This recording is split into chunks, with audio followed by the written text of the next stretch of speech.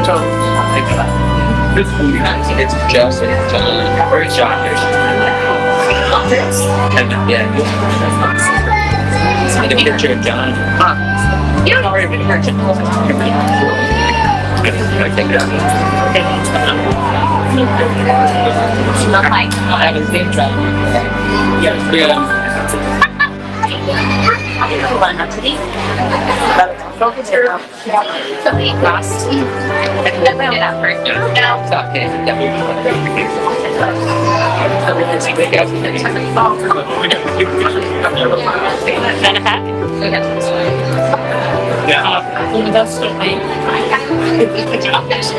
Wait,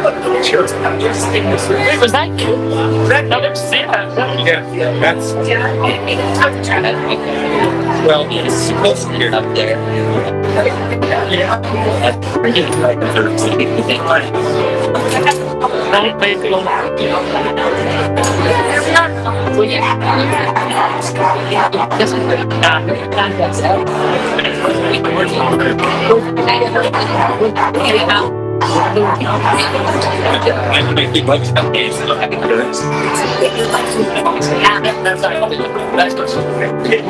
Hey, look at that! Wow, you look. Well, that's got some towel in there. That has the whole meeting down. See, that's thing. It can't take you any.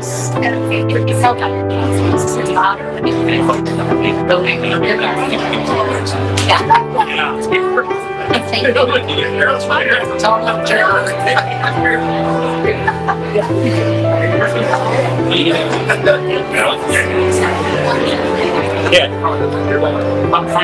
Now your camera's already up there someplace? Right there. Okay, good. And let's see. I need to be able to look at him on mine. I can't have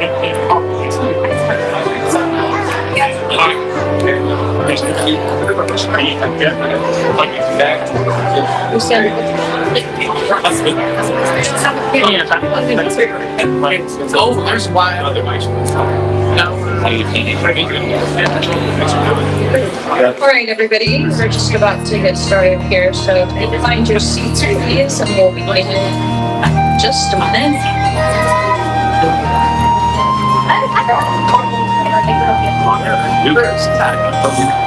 That's my favorite picture. Yeah. Yes, that's the perfect.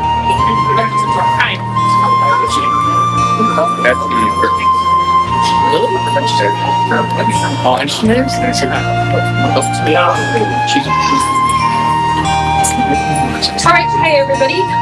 For those of you that don't know me, my name is Megan, and I am Bob's daughter. So I want to thank you all for being here with us today to celebrate my dad. Over the past 3 months, I've been thinking a lot about my dad and how to say goodbye to him. And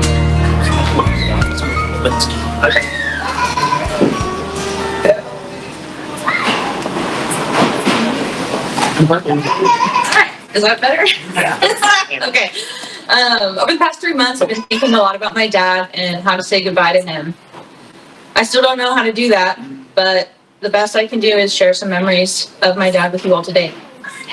As most of you know, my dad worked as a paramedic for AMR for 45 years, and that was a huge part of his life. He was very proud of all his milestones and accomplishments there.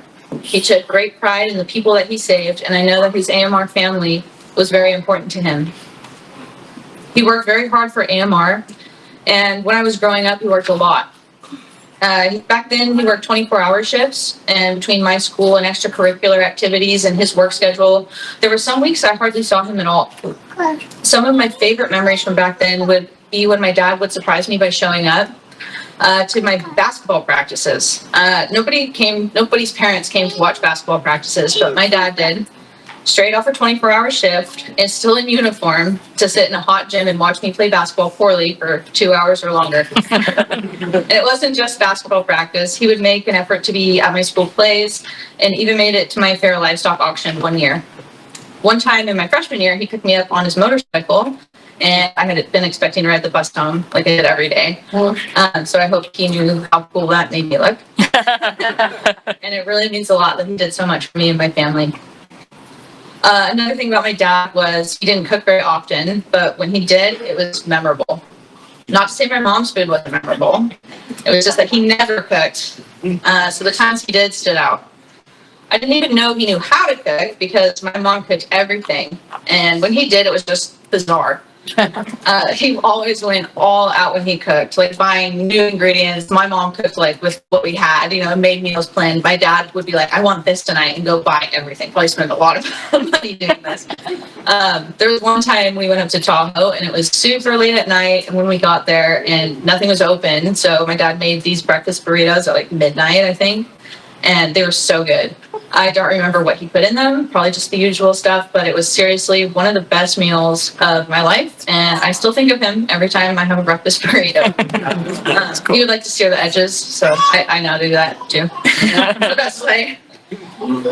About 4 years ago, he was diagnosed with stage 4 blood cancer. And at that point, I asked him to move in with my husband and me, Zach. I was fortunate enough to spend a lot of time with him over the last 4 years. And I am honored to have had that experience and those memories of my dad. In the last 4 years, a lot of his life and mine revolved around his treatment. He was a huge part of my everyday life, and we talked about everything. So, what I'm left with is a lot of small memories of my dad. Like how for months he ate nothing but cheese sandwiches, like white bread American cheese sandwiches. I really couldn't get him to eat anything else. He would eat like 3 of these a day. The only thing that he consumed more of was Fanta orange soda. Not Sunkist, not Crush. It had to be Fanta. I also remember the sound of his voice when he would call for me from down the hall whenever he needed anything, from help putting on his socks to a million other small tasks that he needed me for. I remember how he loved to sit in my hot tub for hours and the path that he created in the grass around my house on his daily walks. I'm thankful I have that small piece of him to remember him by. I was with him at dozens of chemo appointments, doctor's appointments, and nearly every hospice appointment. I think about the way his eyes crinkled at the corners when he smiled, of his dumb jokes to the hospice nurses and security guards at the gate. I look for him in every Honda that I drive by, and every guy at the store of approximate height, and in his room at my house. I think I will be looking for him for the rest of my life. The last 4 years have been made up of thousands of these small moments that I cherish. They are not all good moments, but I want to remember them all. While they are not complete stories, it is small moments like these that I think make up someone's life. The little mundane things that are almost not worth mentioning, but they are the story. Together, they tell the complete story of my dad. I love my father very much, and I miss him desperately. And I look forward to hearing all your stories and visiting with you all. He loved all of you, and I know you all love him very much. Thank you again for being here. For now, I would like to welcome the Honor Guard, Nate Bronner and Todd Burgess.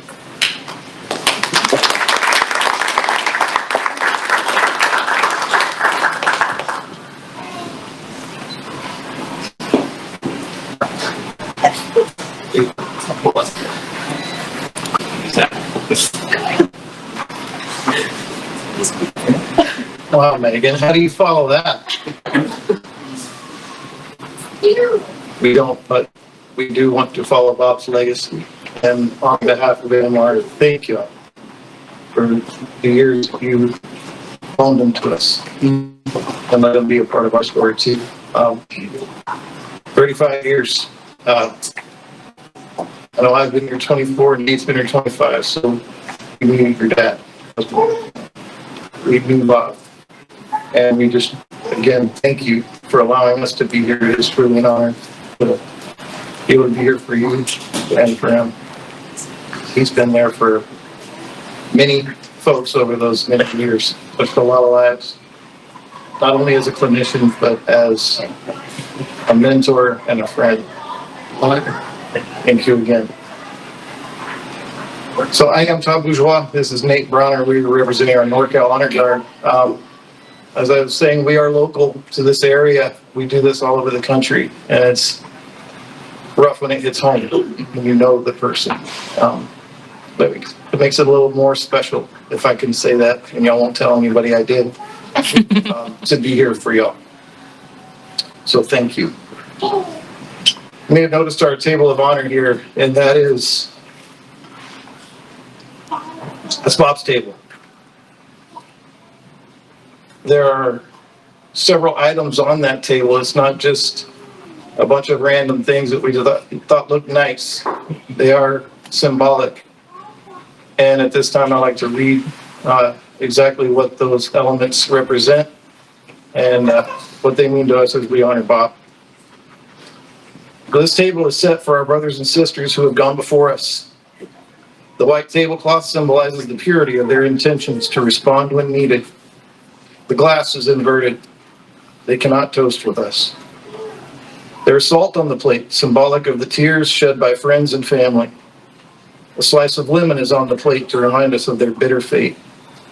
The black and purple represent our sadness at their passing. The white rose is for those who witnessed and experienced tragedy and are still with us. The red rose is for those who made the ultimate sacrifice. The chair is empty. They are not here. May our brothers and sisters rest in peace. And may you find peace.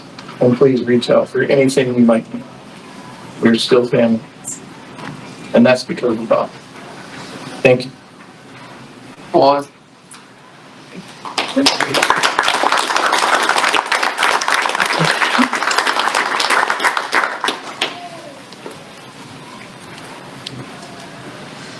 Thank you, Nate and Todd Bourgeois, as I said wrongly before.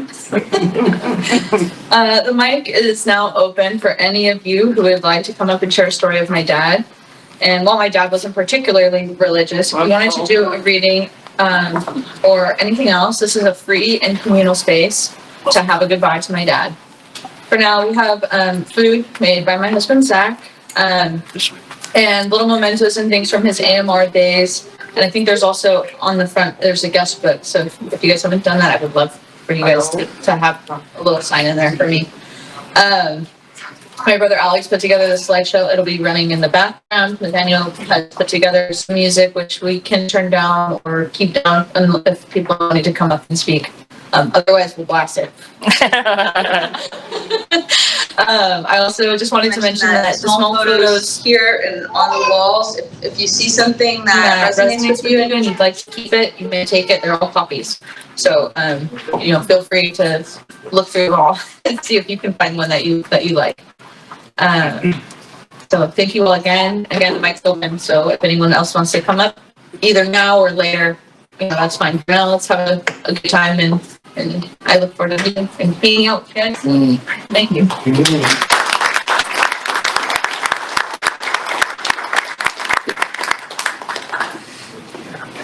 My son has been done so long. It's been so long. More recently, oh my God, I would be full of male photos. Like you say. Tell me that to my. He's just taking my mother. Oh, okay. Just passing around them. Oh. Okay, I'm Shelley. My dad was his brother, my dad Dave, David, he passed away when I was a teenager. And I remember, I had a concussion in the 5th grade, so I don't remember anything much before I was 10. But when I do remember memories, it was always Bobby and Becky. Bobby and Becky. There's Linda, I think it's the first. And then there's my Uncle Jim, and then my dad, and then there's Donald, Johnny, who couldn't be here because he broke his kneecap. And then there was a set of twins that passed away at birth, 3 days later. Anyway, Michael, and then I don't know the other one's name. And then there's Bobby and Becky. It was always Bobby and Becky. And so, and one of the memories, I remember going to my grandma and grandpa's, always because we lived in Idaho at the time. And my grandma always, I would remember one time walking in and Bobby's in his room. It's the first room you walk across and he's writing something, having to write something over and over and over and over. I don't know what it was, but that was a punishment that my grandma made them do. And, but Bobby and Becky were like polar opposites. Bobby was reserved and quiet and Becky was the, I guess, a more rebellious one. Bobby was the good driver. Becky was the scary driver and still is. Anyway, and so they're like 6 years older than me. So that's why I know them the best, is because I had more time with them. And I had like hunting trips with the family. They'd always take like 2-week hunting trips or maybe more, bow hunting or, and we'd all go up to the mountains. But the one I remember with Becky and I, well, I don't know if I should tell that story, but I have a hunting trip with Becky where we shot something but there was a hunting trip that my dad, Bobby and I went on. And my dad spotted a deer and Bobby and I had 30-30s and we both still have them. So it's still in the family, his 30-30. And I have it and I still have the pictures of the buck we shot.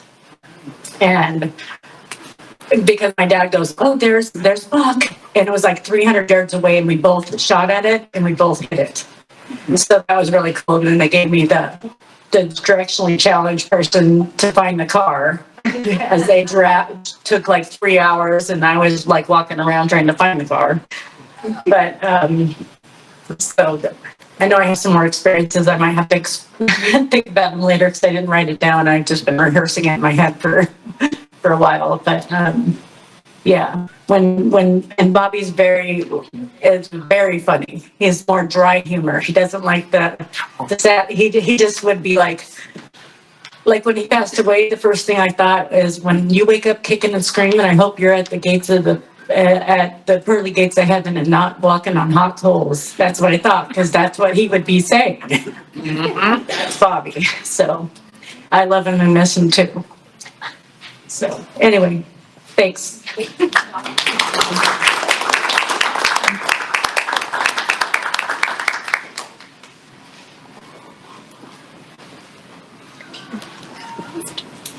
Oh, I do remember my other story. So I was in California and I was driving a Pacer. And I had my oldest son who was like a year old and we were going to visit my aunt in Sacramento. And he didn't know I was coming into town. And all of a sudden I'm like on the freeway trying to figure out where I'm going because we didn't have GPSs back then. I was real worried and all of a sudden I hear this. I'm like going, what's wrong with my radio? And I look over and he's in the ambulance going, hi. He happened to see Idaho plates and just happened to look and seen it was me. So anyway, yeah. That's pretty good.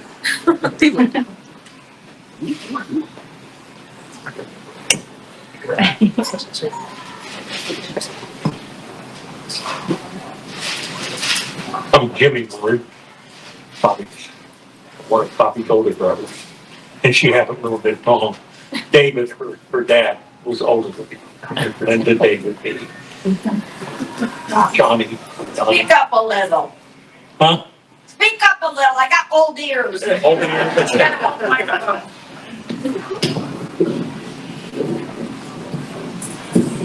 Okay, is that better? Yeah.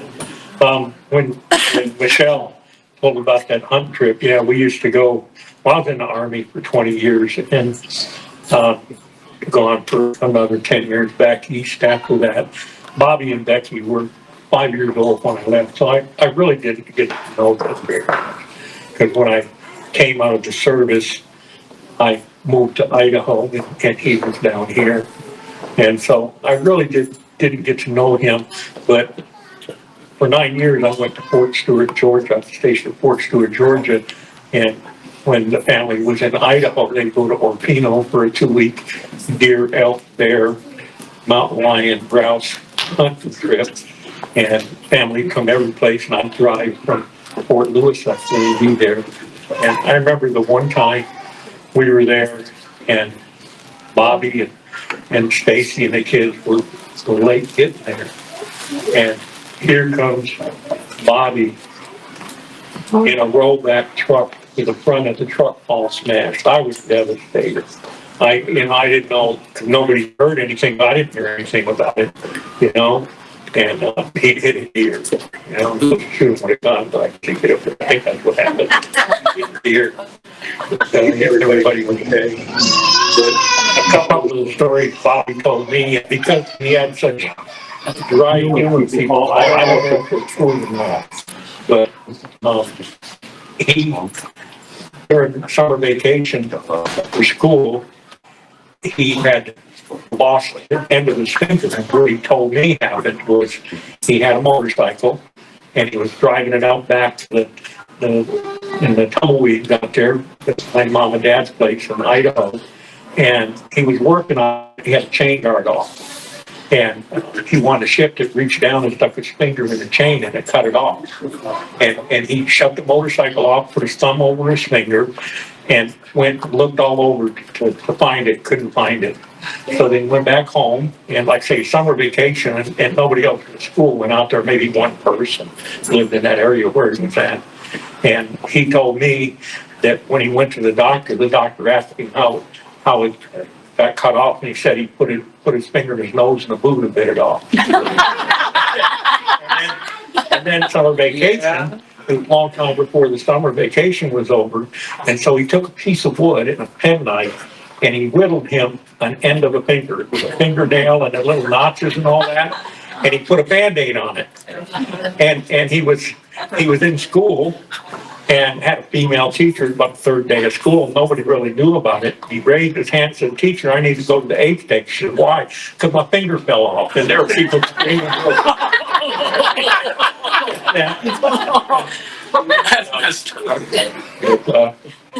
Yeah, to me, he lived a little bit dangerously because one of my many trips going through California, that when I was in the service, I was going back to, I think Georgia, I can't remember now.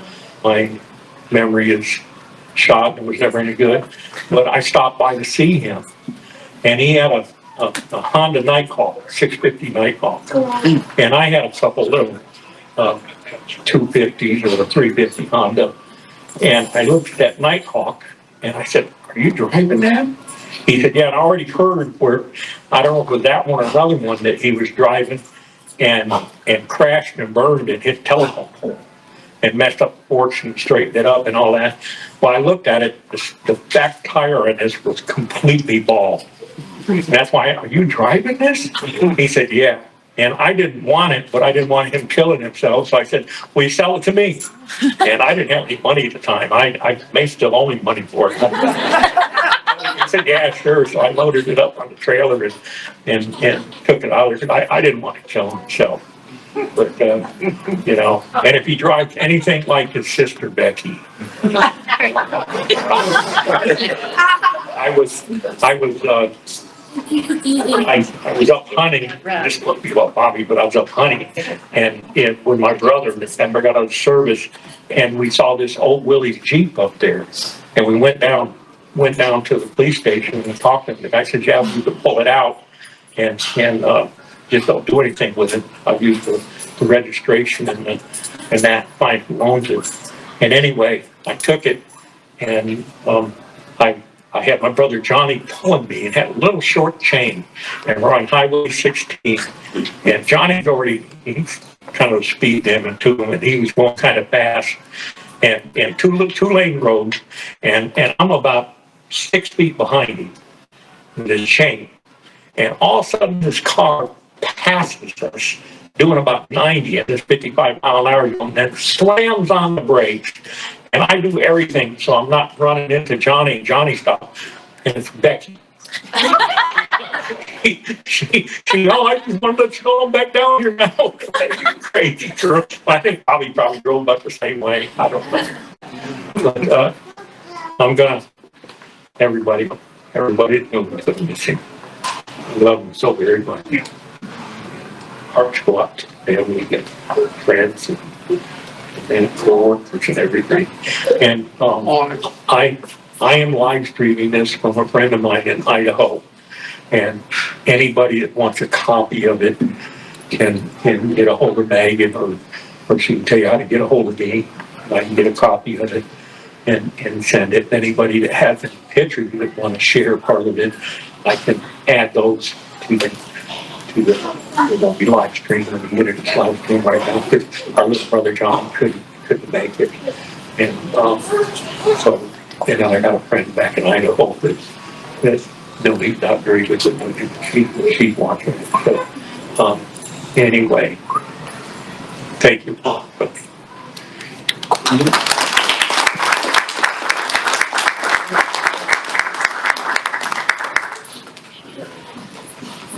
Hey, I just wanted to follow that story quickly with the fact that if my dad heard you say that he lost his finger, he would tell you no, he knows exactly where it is. He would want me to say that. He knows where it is. He's gonna get it later. Yeah, right.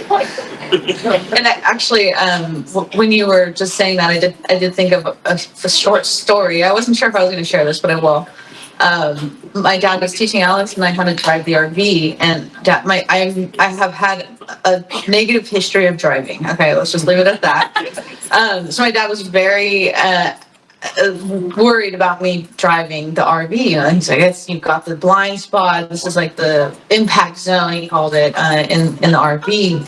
If you take a turn if you don't take it wide enough, you're gonna it right in front of the rear wheels, you'll hit whatever it is you're trying to turn around. Anyway, so I'm nervous as heck. And I'm driving it from like Weimar down to Grass Valley, and I'm doing well with him like making me even more nervous than I already was. It's a huge thing. And, I'm going the speed limit. It feels like you're going way faster. So we get down to Grass Valley and he's like, we need to get gas. And I'm like, I haven't driven on the highway yet. Why don't you take over? So he takes over and he's driving on the highway. We pull up on the gas station exit. And he's like, so you got to take it really wide like this. And then like about 30 seconds later, he hits the thing right in the impact zone. And I really struggled not to laugh because I could tell he was feeling bad about it. But it's probably not like me telling this story, but I felt it was a funny story. So we replaced it like that week, so it's fine. Everything was fine. But anyway, just a little funny story about my dad.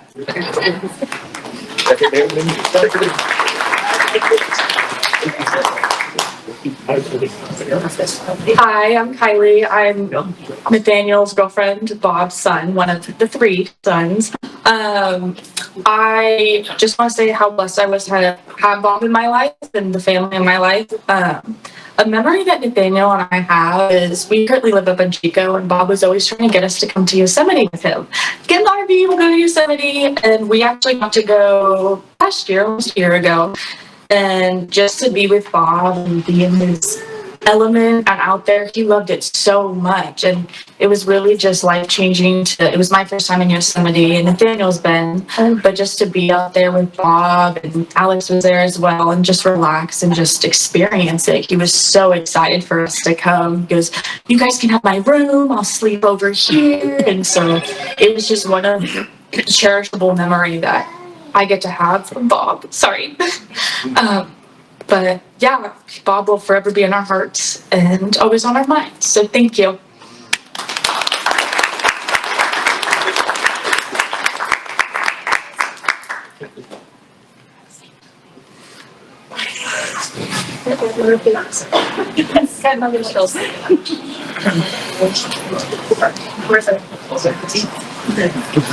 Getting bored, you can't get her to shut up. I know, I can't.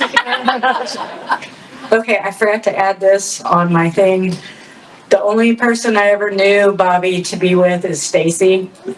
And even though in the end they didn't stay together the whole time, she couldn't get rid of us because we love her. And so anyway, they became stage friends, and we love you. I just wanted you to know. Thank you.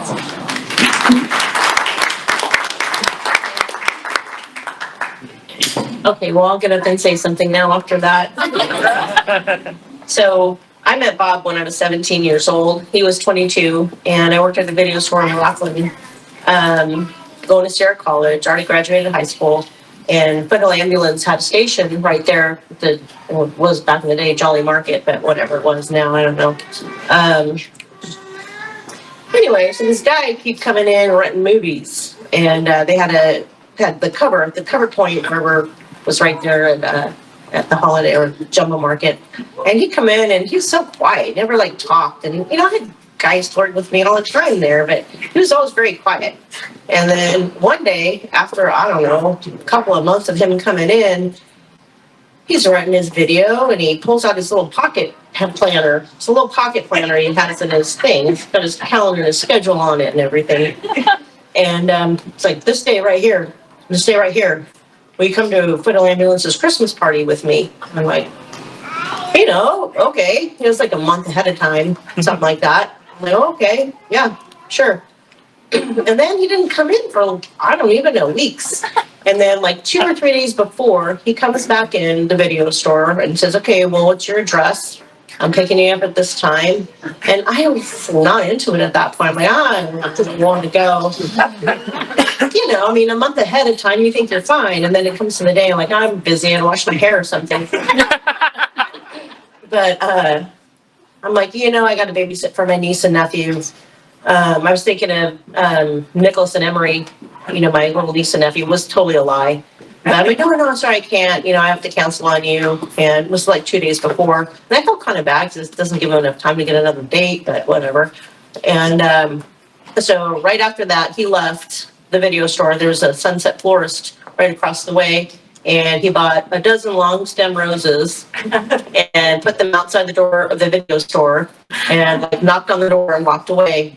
And so I walked out the door, and sure enough, he was standing out there, these long stem roses right there on the window sill of the video store. I said, okay. Yeah, so that was December 16th of 1986. And that was our first date. It was a long time ago. I was 17, he was 22. And in March the following year, he asked me to marry him, and I said yes. We were playing Atari video games. That's how long ago this was. We were playing Defender or something, and figured we were a match because we were both good. Yeah. And then,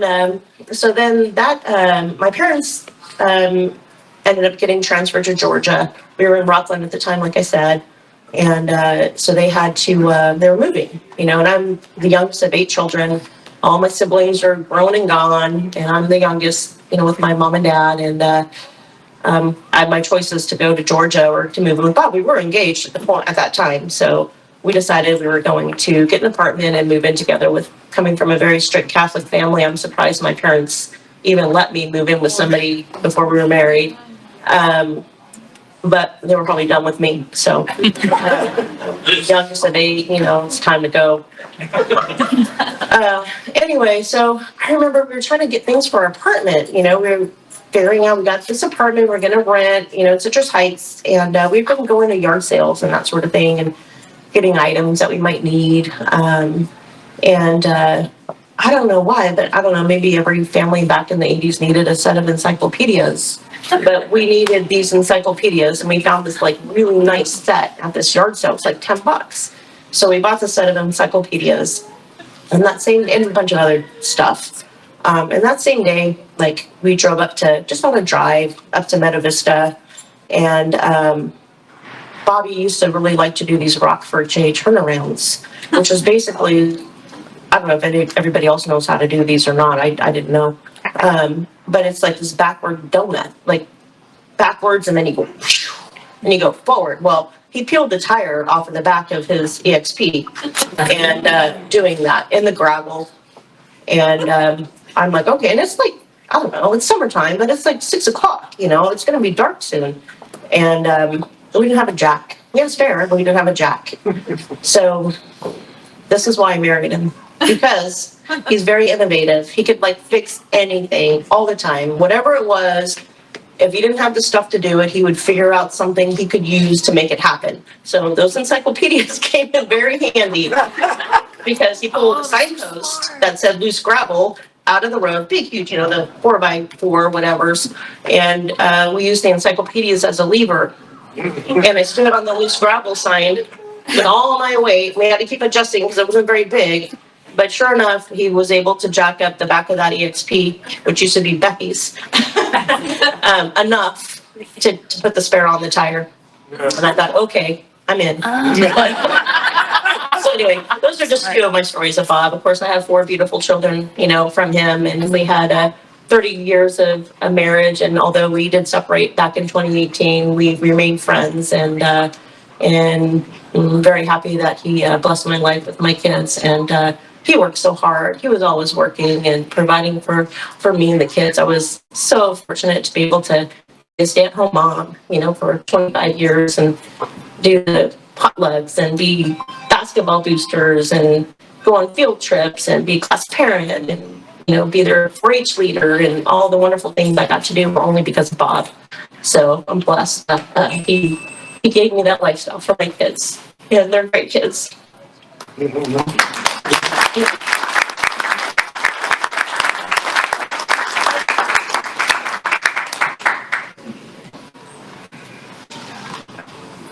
Remember, you don't have to talk at the podium, you can drag it by, you can just talk for their seats. Yeah, I'll pass it around if anybody wants. Yeah. Tom, I know you got something to say. Turn it out.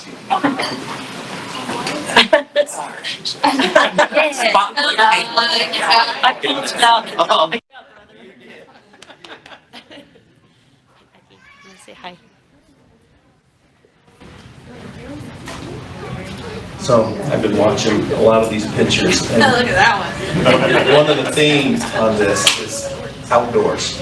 And just a lot of outdoors. And like Jim had mentioned, we had did our 2 to 3 weeks hunting up in Orfino every year. And when my dad passed away, the hunting trip stopped, and about 3 years later, me and Bob said, we need to get the family reunion going again. And so we started the family reunion in Oregon, I think was the first place. And, he just loved the outdoors so much, and another one of just tailgating it. And when my wife got sick with cancer, we took the motorhome, and I went and bought a new motorhome, and we traveled 2 months to the United States together, me, Bob, Linda, and my wife. And it was so easy driving with him and camping with him, and he was just so easygoing. And at the end, he only did 1 month of it. He flew home, and because he was still working. And I come back about a month later, and he goes, well, I liked how you traveled so well. I went and bought a motorhome. And so we put on another, I think 2 more or 3 more trips back east in the motorhomes together. And just so easy to get along with, so the sense of humor kept you going, dry sense of humor, and no, he wasn't near as bad a driver as Becky. That's a true statement. He learned from watching people. So, but yeah, you'll notice a lot of these are just off of our trips and other trips with the kids and that, because he did enjoy that very much. So that's kind of it.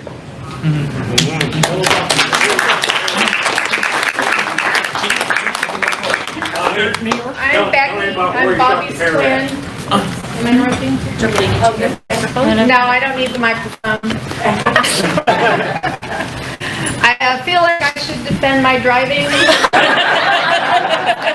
But I haven't figured out a defense yet, so if y'all can think of something that's good, that would be helpful. Our cars, Becky, have one of them. You drive down a straight road and you get the curve, That was the summer.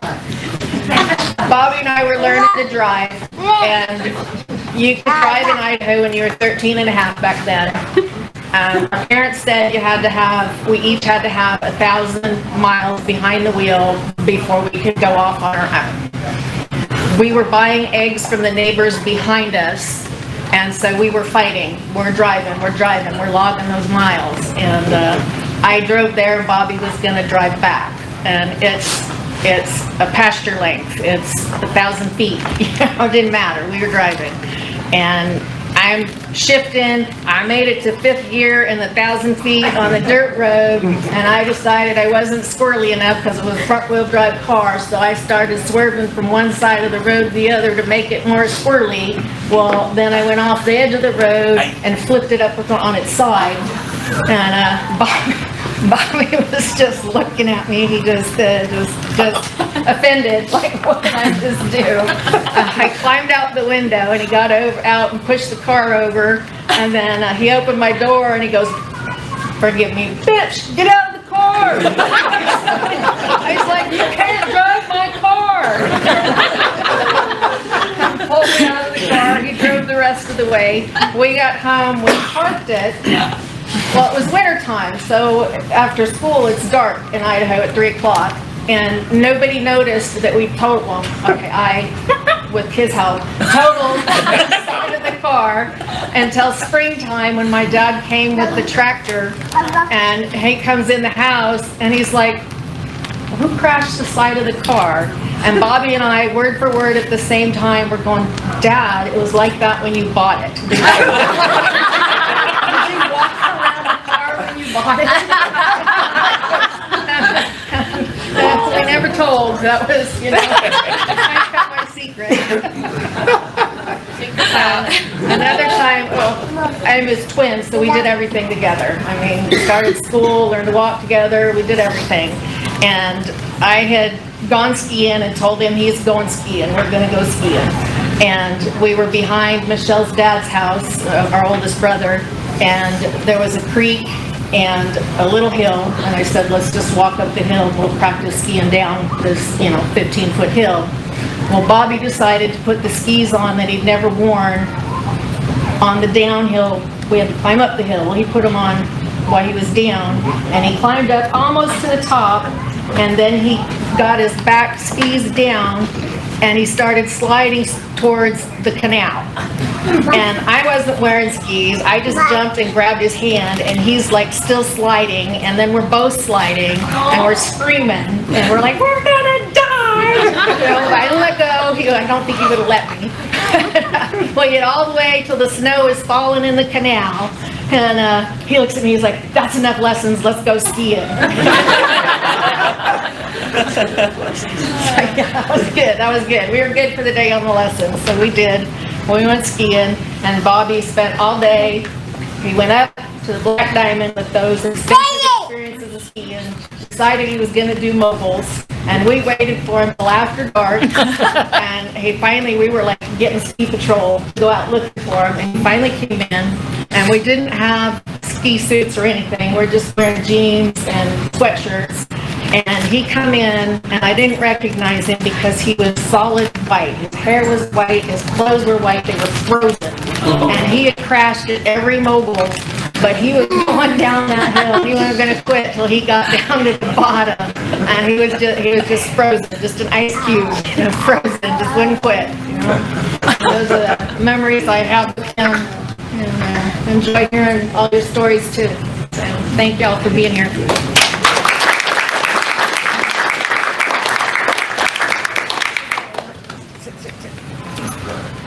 Hi, my name is Josh. I had the privilege to work with Bob for a long time. He was my partner back in 2000. I came up from Sacramento, and Bob was my first partner in Placer County. When I got the spot up there, people were like, be careful with Bob. He likes to cancel everybody. So he had the highest code 4 rate in the Placer County at that time. So I was like, oh man, what am I getting myself into?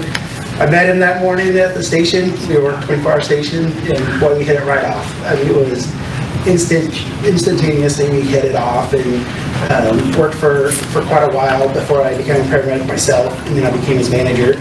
So a couple stories I have about Bob. Great paramedic. We had a critical patient. A lady delivered a baby in the toilet. It was ash color. Saw Bob freaking just take care of this little kid. Got back. Everything worked out great. He was like totally calm, and then after the call, he's like, "Holy shit, man! What the hell just happened?" You know, he always had that calm demeanor, and he knew how to run a call, and he was so good with people. Everybody loved working with Bob. So, I mean, whenever he had an open shift, whenever I clear out a shift, everybody wanted to work with Bob. I mean, he was just that kind of guy. Another funny story back when we started working together.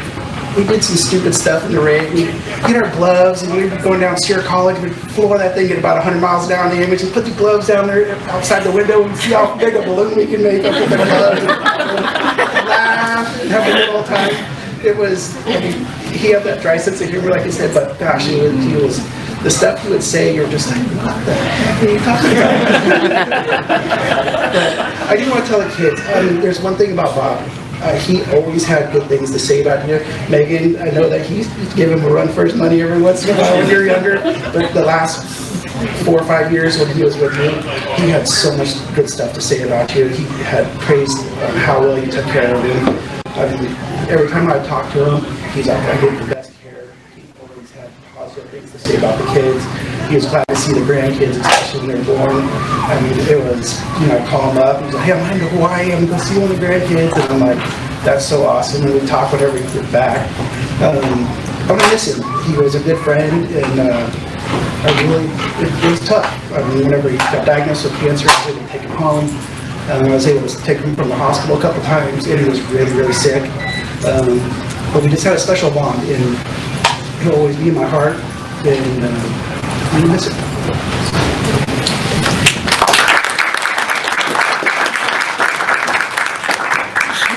My name is Ryan. I also worked with Bob. I remember when I first met him, I was newer at AMR.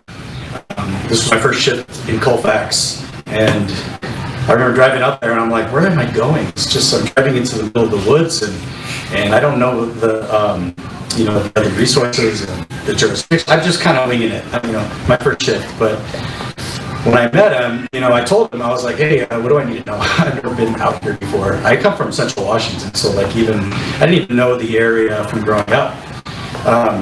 He took the time to explain, the things that I really needed to know, that he felt that I really needed to know, and it helped out a lot. He was so kind doing that. And I noticed a lot of the guys that have been working in this field aren't the kindest after a while, and Bob was always so nice. And to be doing it for 35 years is amazing. And to do it with peace and kindness that he was able to maintain for 35 years is absolutely inspirational and not an easy task at all. So hats off to that man. I want to just leave you with this short verse from Psalms. It's the righteous cry out, the Lord hears, and he rescues them from all their afflictions. The Lord is close to the brokenhearted, saves those whose spirit is crushed. So thank you for listening.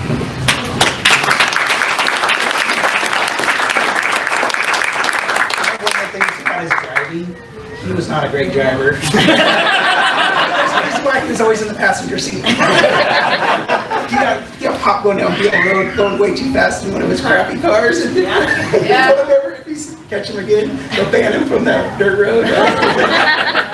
But the guy could fix anything. He was fixed everything. He hated those things, by the way. Oh, I know. I know. I talk about it all the time.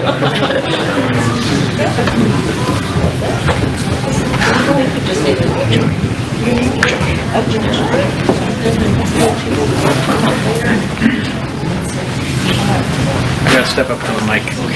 This. Do you need this? Mm-hmm. Oh yeah, I need that. I need props. There you go.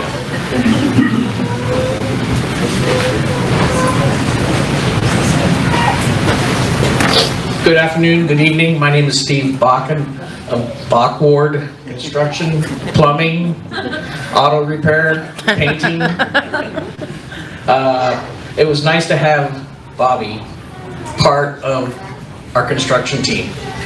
This picture here it was prior to him getting his motor home, and the time that we got to spend with him, my wife and I, Kari, got to spend with the Wards, was inspirational. Because, well, some of the things that I learned from Bobby, that silent bit, I was a bit intimidated by it because I didn't know what was coming next. It was the quick wit that he had. Unmistakably, I don't know how his mind was able to spin something that was, I'm looking at this one, this isn't gonna work right. And he'll have this quick wit. I can't remember any of them because there's so many quick-witted things that he was able to come up with. Anyhow, we, who was it? Us, Linda, Bobby, piled into the motorhome in New York. And it was Bobby's first time going to a musical, and we went and saw Wicked on Broadway. Is that it? Yeah, that's it. That was the picture. Okay, but that's not Wicked. That was the dinner that Bobby was able to reminisce so many different times about, because we went to Smith and Walensky. Was it before or after the show? After the show. And after the show, I had set it up. This is when Cindy was diagnosed with her cancer, and Bobby and Linda and the group of us were able to go to Smith and Walensky. I sat Smith and Walensky in New York. We walked to the restaurant, and I had pre-set up, some of the significant items that we were celebrating. And at this time, it was Cindy. And so we had this outstanding, if you ever get to New York, go to Smith and Walensky, best slab of steak you've ever had in your life. So, Bobby was so, what was the word? Enchanted. Because the experience between the musical and going to dinner was, I think, he didn't say much of anything. I can't recall. Either that, he was just so amazed. And how he enjoyed those kinds of events. And for us to be a part of those things and sharing in that kind of experience was pretty amazing. One of the things that was so interesting was, I'm looking at the after dinner drink. We had just finished having a slab of steak. It was outstanding. And I look, oh look, there's Middleton, very rare Irish whiskey. And well, it's very rare because you usually can't get it here in the States. And I says, I'd like 3 of those, one for me, Don, and then Bobby. And so we had that. And then the folks, because of our celebration for Cindy and the other things, brought us another round of those. And I was just dumbfounded because of those experiences. And Bobby talked about those kinds of experiences often. We got to share. I'm glad, we were glad, my wife and I, to share in those experiences, painting the motorhome too. So, thank you for sharing, Bobby, with us. There's a lot of things you're going to be able to remember. It's tough saying goodbye or see you later, but the memories that stay forever. So thank you.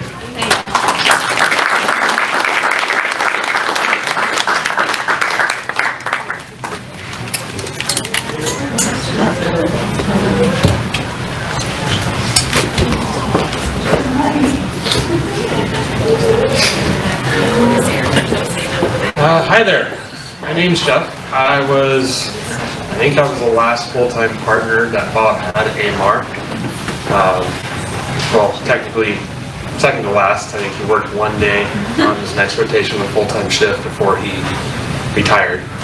And so he was very instrumental for me in my career as in EMS because he was my first full-time partner. I got to work in Placer County. I was up in the Colfax 24-hour shift, and it was huge for me getting back into learning and getting my paramedic skills back up to par to where I could actually become a paramedic myself. with working 24 hours with him, I got to have a lot of time sitting with Bob in an ambulance. And I learned a lot of stuff. Like, for instance, the mating rituals of lobsters. Because I listened to George Peterson, I think it was, for hours in that ambulance. I'm not sure if Bob was paying attention or not, because he had his earbuds in his ear, and he'd either just be off and listen to whatever podcast or whatever it was. And I learned very quickly that he always got annoyed because we'd start driving somewhere because he didn't hear where we were going posting or we were changing different spot. He always get annoyed, like, you gotta let me answer the radio. I'm like, well, pay attention. I also got good at learning what his quick responses were, because every now and then I tried to steal them from him. And he'd, ow, that's mine. It's kind of a sense of pride, you know, beats to it. But I learned a lot from him. One, about how to support family members and always being there. There was always some project or something he was trying to work on, some vehicle or something he was trying to fix. He always had some apparatus or something, like his electronic bike that he got from who knows where he's trying to fix up, or his motorhome, or whatever he was doing. I always got to see him reach out and always try and help others, and it was very inspirational and a big part of my EMS career. And I can't say enough good stuff about him. So thank you for, again, sharing him with us and allowing him to be there for everybody else. And it was a very sad time for me to be able to see him retire, because I knew how much he loved working for AMR and being in the community. I don't think I've ever seen that jacket, AMR jacket, leave him. If I did, it was, hey, where's my jacket? Yeah, it's still here. So thank you, and God bless you, Bob, wherever you are.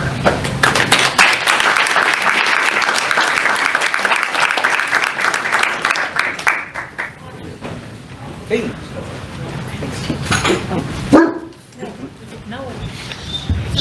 I just wanted to sneak up here really quick and say that I'm loving hearing all these stories, and I'm also recording, so I don't remember because it's just been a crazy day. But the food is ready, so I would love for you guys to grab some food if you're hungry while we continue this or whatever. But I just kind of wanted to sneak in here and say food's free for all, so whoever's there first gets the most, you know. It's not me this time. I'm taking it to somebody else. All right. It's Sister Linda.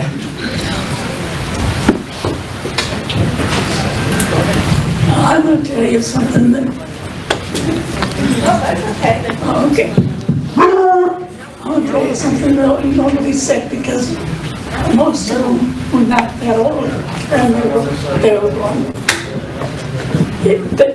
I was 21 years young when they were born, and I can remember times when Bobby would be crying because he was hungry, and Mom was sleeping because, you know, she slept hard. And I can remember taking those kids and putting them on my shoulder, and after feeding them and burping them, and just things like that. And then I remember the good old days when in the camper, or not camper, motorhome. I can't drive, so I don't remember what it is. So, at any rate, doing wonderful things with them. Just having such a wonderful time. And it was so good to be able to have those years afterwards, when he was older, and we could do things together. I will definitely miss him, but I'm glad I know that someday I'll be with him again.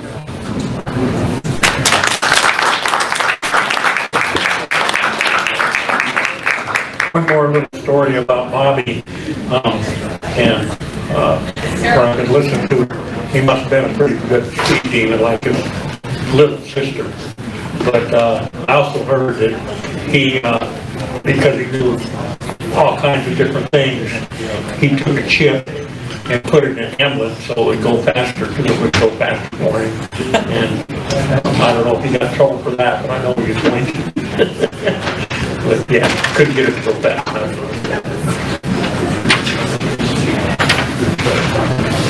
All right, anybody else need to bring the microphone to their table? Okay. Hello, my name is Steven, and I actually met Bob probably 6 or 7 years ago. Maybe longer. Yeah, maybe a little bit longer. Anyways, he decided that he was going to go ahead and have his RV on my property. And when I first met him, I remember he was really quiet, didn't say a lot. The agreement was that he would stay on my property and then he would do the yard work on the 3 acres, and so that was nice. So we got to know him. I also figured too, well, my dad has heart issues, so it's better than to have a paramedic in the middle of Colfax. So, as your neighbor. Yeah, as my neighbor. So we have an HOA out there, which is, it's $100 a year and a bunch of nosy people, okay? So they see this RV pull up. Of course, I have the Treasury Secretary right next door to us. And she says, "What's that?" I said, "Oh, he's just staying here for a little bit." "Well, Placer County ordinance is 6 months that you cannot live in an RV. I said, "That's my Uncle Bob." That's what I told him. So she goes, "That's your Uncle Bob?" I go, "Yeah, that's my Uncle Bob. He's just staying here for a little bit." Okay, so then all of a sudden he pulls up in the ambulance, and all of a sudden her eyes light up. "You know what? We can use the paramedic in the community. Uncle Bob can stay as long as he needs to." But he was just such a great friend, and he was so quiet that he didn't say much. But I remember him, just like for example, my dad's toilet broke in between shift. He's changed out a toilet. He's like, "I'll be right back. Leave it right there. I got a call. Be right back." But I owe a lot to Bob because my dad's health. He's had multiple heart attacks. And he actually saved my dad's life multiple times, taking him to the hospital and making sure he's okay, checking on him. And even though he was sick, even with his diagnosis, he would still check in on my dad. I mean, after his open heart surgery, as sick as he was, he stood there in downtown Sutter just to make sure he was okay. And so for that, I'll always be grateful to him. And when I saw him at the end, we were joking around and having a good time. He was fairly alert. I remember he taught me how to do a burn pile. And I'm not good with fixing anything. He fixed everything around the house. But he was doing a burn pile, and we had like an enclosed garden area, which never turned out to be a garden. It's just a weed fest now. But Blackberry Fest, yeah, exactly.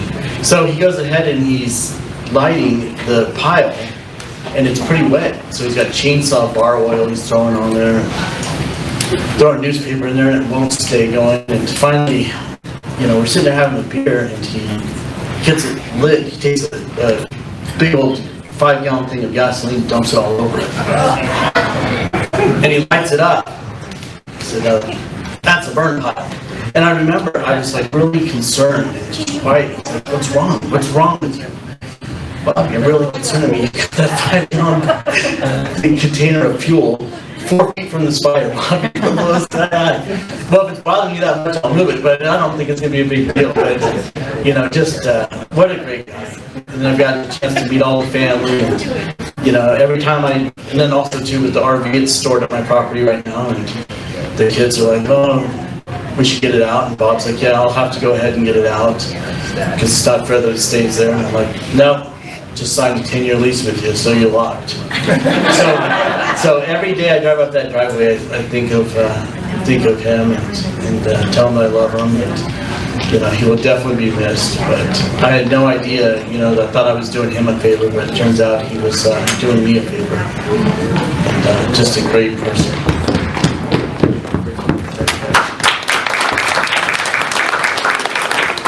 Hello, my name is Jim, and I was his partner for about 7 years, I guess.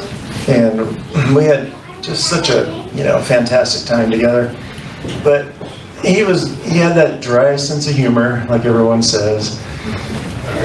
And you couldn't really tell if he was joking or was he serious, but oh man, we had some fun times. He, one particular time at the old Rainbow Market, he decided to put clear Scotch tape all over his face. Halloween, of course. And I'm dragging him through the grocery store with the Scotch tape all over his face. and he is scaring everyone. Oh my God, it was the funniest thing. But yeah, he was a great friend. I'm gonna miss him, love him, and can't wait to see him again.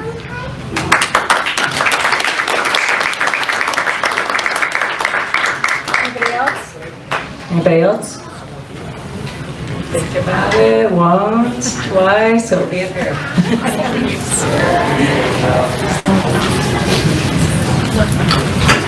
I think we all need to go to the bathroom anyway.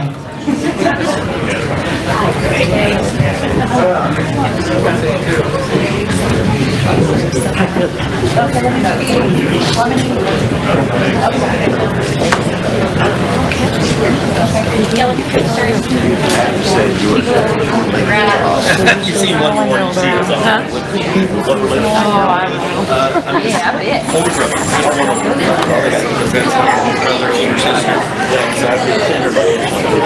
What gets me is this picture. I'm not sure. We're so close to look at the stage. Oh my God.